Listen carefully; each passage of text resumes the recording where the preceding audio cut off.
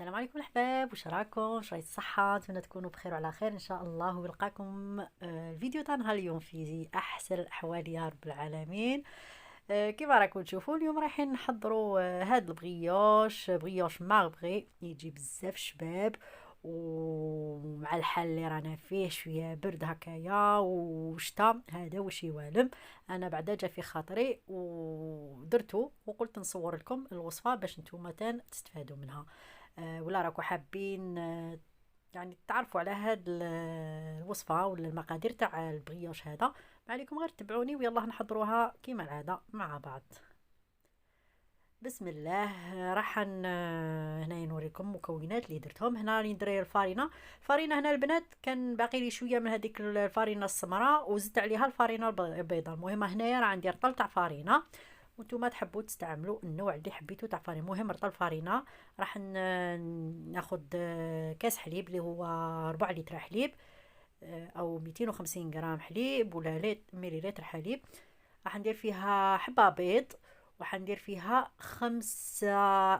ربعة مغارف كبار حتى الخمسة تاع سكر. انا استعملت هذا السكر البني، ودرت عليهم الخميره الطاريه هذه فيها 25 غرام، يعني لكل رطل فيها 25 غرام. وانتم ولا درتوا هذيك الخميره الجافه ديروا مغرف تاع شا.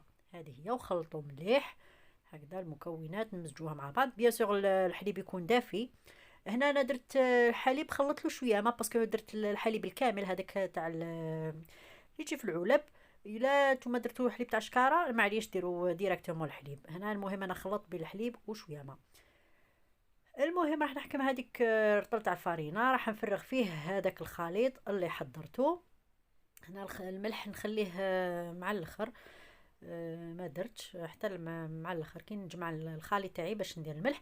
وهنا ديروا مغرف خل، انا ما كانش عندي ما درتش. ومليح سيرتو في المخبوزات هكايا مليح الخل، ديروا مغرف تاع شا خل وخلطوا الكل مع بعض. المهم نبقى هكايا نخلط حتى ندمج كامل هذاك السوائل في هاد الفارينه هكذا حتى نتحصل على عجين كيما هذا. رايحه هنايا راح ندير نص مغرف صغيره ملح، نص مغرف تاع قهوه، ونخلطها في شويه برك ماء باش يعني غير نحلها في يعني نحل هذاك الملح في الماء، ونضيفها للعجين تاعي وراح نخلطهم. وهنايا ضفت 2 مغارف تاع شا مارغرين، ولا مغرف ونص درت. المهم مهم ديروا الى انا كنت عمرت المغرف تاع العشاء، ديروا مغرف ونص، نقولوا مغرف ونص تاع عشاء مارغرين. تخلطوها هكايا مليح. اللي حبت دير الزيت دير 60 مليلتر، يعني نص كاس تاع لاتاي ديريه زيت، وبقاي خلطيه هكايا. يعني هنا لكم الاختيار، تحبوا ديروا زيت تحبوا ديروا زبده كيما حبيتوا. المهم انا درت مغرف ونص مارغرين، واللي تحب دير الزيت دير 60 مليلتر. نبقى نخلط هكايا حتى ندمج كامل هذيك الزبده. نجي نحطها فوق يعني الطاوله تاع العمل اللي راني ندير فيها، ونعجنها شويه حتى ندمج مليح هذيك الزبده اللي درتها. يعني لازم نحس بها دخلت كامل في العجينه هكذا. وهنا عاونوا روحكم بالكوبات هذا باش باسكو تلصق شويه العجينه في الاول هكايا. عاونوا روحكم باش ما تبقاش تهبل فيكم. هنا كنت تشوفوا زوج تاع العجينات. هذيك العجينه قسمتها على 2. واحده راح ندير لها كاكاو. انا درت الكاكاو المر هذا البني، درت 2 مغارف تاع عشا. بيان سور صيروهم كما تعرفوا الكاكاو يربي هذاك الحبيبات، نتوما صيروهم باش تضيفوهم على العجين تاعكم. وزدت معاهم 2 مغارف تاع عشا حليب. نتوما هنا ديروا غير بالمغرف، اون سي جامي بالك فارينه تاعكم يعني تكون مخالفه. المهم ديروا مغرف، ديروا مغرف وحده تاع حليب، ومن بعد الا شتو خاص حسيتو بالعجينه شويه ناشفه زيدوا لها مغرف واحد اخرى. المهم انا دخلوا لي فيها 2 مغارف تاع شا حليب. هذه هي مع 2 مغارف تاع كاكاو. نخلطهم مليح حتى ندمج كامل هذاك الكاكاو في العجينه، ونتحصل على هكذا. يعني راكم تشوفوا وحده في ذوق الفاني ووحده في ذوق الشوكولا. هنا بعد ما خليتهم خمروا للمره الاولى، هنا حنخمرهم 2 خطرات. هذه المره الاولى نخرج لهم الخمير تاعهم، ونعاود نخليهم يخمروا للمره الثانيه وباش نبدا نخدم فيهم. يعني كما نقول لكم دائما انا ما نعجنش العجين. التخمار هذا يساوي العجن. هنايا كما تشوفوا المره الثانيه بعد ما خمروا راح نجي نحل العجينه تاعي. هنا درت شويه فرينه، ما ديروش بزاف، هي ما تلصقش يعني ما تلصقش بزاف، ما ديروا على كل حال درت شويه برك، وحلوها على هذا الشكل مستطيل كيما هذا الشكل. ونفس الشيء بالنسبه للعجينه اللي فيها الكاكاو، حلوها يعني نفس القياس. وريحه نجمع العجينتين مع بعض هكذا، نحاول نساويهم مع بعض ونزيد نحل. المهم نحلوها على سمك 1 سنتيمتر هكذاك بين الاثنين. هنا كنت تشوفوا قلبتها لانه راح نخدم عليها على هذا الوجه، يعني العجينه تاع الكاكاو هي اللي تكون هكا من الفوق وتاع الفاني تكون لتحتها. المهم نبقى هكايا نحل فيها، يعني نحلهم مليح، حاولوا تلصقوهم مليح باش ما تخلوش الفراغ بين العجينتين. ونحيت هذوك الاطراف باش تجيني مستطيل متساوي هكذا.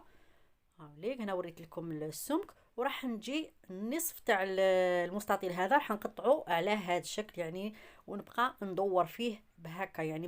الفيديو راه يهضر على روحه، ونحاول نلصقهم يعني هذوك الاطراف في يعني في الطاوله تاع العمل باش ما يدوروليش، يعني باش ما يخسروليش، يعني ما يتحلوش، باش هذوك الحرابش اللي درتهم ما يتحلوش. هنا كما راك تشوفوا هنا اي حاجه عندكم في الدار ديروها.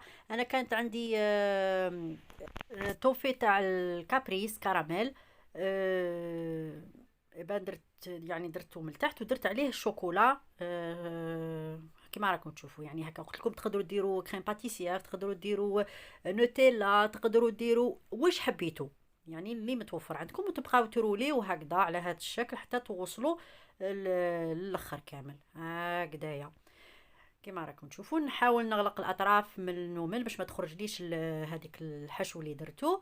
وهنا كتشوفوا حكمت المول هذا تاع الكيك، دهنته بالزبده، ولا كان عندكم البابي هذاك تاع الفرن ديروه من تحت بلا ما تدهنوا. وراح نخليها تخمر للمره الثانيه. هنايا المول تاعي شويه طويل، فيه 32 سنتيمتر يعني الطول، يعني كشتو طويل. الا نتوما كان عندكم مول صغير ديروا نصف العجين، ولا تقدروا طيبوه بلا يعني المول، وشنو يجيكم في الطياب تاعو محلول يعني ما يجيش لام روحو. يعني هنا الغرض من مول يجينا مجموع هذاك العجين، ما يتحلناش في الطياب. كما شفتوا العجينه كي تخمر وتزيد الطيب راح تزيد تتعراض مع المول هذا تبقى يعني بحجمها. المهم هنا ندهن فيها بصفر البيض بشويه فاني والحليب، ونحطوها طيب على درجه 180. خدات لي 21 دقيقه هكاك في الفرن. وهاي ليك هنايا بعد ما خرجت وهي سخونه درت لها هذوك حبيبات شوكولا من الفوق وشويه كراميل من الفوق هكايا، وخليتها يعني على الشبكه هكايا تبرد باش ما تعرقليش من تحتها. المهم هكايا. وهنا حنقطعها لكم. هنا كانت مازالها دافيه باش تشوفوا البنات لداخل ساعه ولا يسيل لي هذاك يعني الحشو اللي درتو. خلوه نتوما حتى تبرد تماما. شوفوا هنا كنت تشوفوا الشوكولا هذا كامل راه يتخرج لي، يعني كانت مازالها دافيه لداخل. المهم جا واحد البريوش روعه ما شاء الله، وخفيف خفيف خفيف هايل. نتمنى تجربوا الوصفه وتعطوني رايكم فيها. كما نقول لكم دائما اللي جرب اي وصفه من وصفاتي يخلي لي تعليق تحت في نفس الوصفة ورأيه صريح فيها. ويعطيكم الصحة على المشاهدة، ونتلاقاو في فيديو آخر إن شاء الله. سلام.